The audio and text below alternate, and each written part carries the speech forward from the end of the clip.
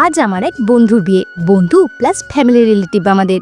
ওই যে সামনে দেখো, এখন চলছে গায়ে হলুদ পর্ব। যদিও আসল গায়ে হলুদ কিন্তু একদিন আগেই হয়ে গেছে, কিন্তু আমাদের নিয়ম অনুযায়ী বিয়ের দিন যেহেতু গায়ে হলুদ হয়, তাই ওটাই চলছে এখন। সব দিদিরা মিলে এখন গায়ে হলুদ দিচ্ছে। কি অবস্থা করেছে দেখো। তারপর কিছু ফটোশুট চলছে এখন, বিয়ে বলে কথা। এখন চলছে বিয়ের সব নিয়ম কানুন, চাল ডাল কলাই সব একসাথে আছে।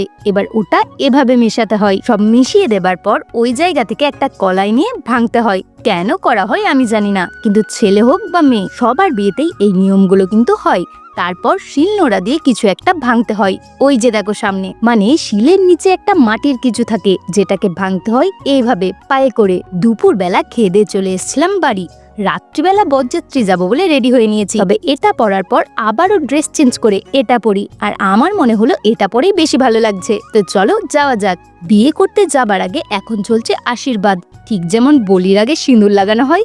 আর এই যে আমরা বেরিয়ে পড়েছি, আমরা যাচ্ছি গাড়ি করে। পৌঁছে গেছি বরযাত্রী বসার জায়গায়। আর ওই দেখো বর আসছে।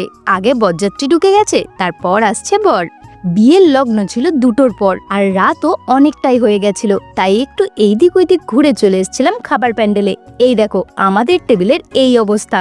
কোণে বসেছিল লজে, কিন্তু বিয়েটা হবে মেয়ের বাড়িতে। তাই আমরা বেরিয়ে পড়েছিলাম বাড়ি ফেরার উদ্দেশ্যে। মালা বদল, সিঁদুর দান, এগুলো কিছুই নিজের চোখে দেখিনি। তোমাদের মতোই আমিও ভিডিওতেই দেখছি এখন। তো চলো দেখা হবে আবার পরের একটা ভিডিওতে। ততক্ষণের জন্য টাটা।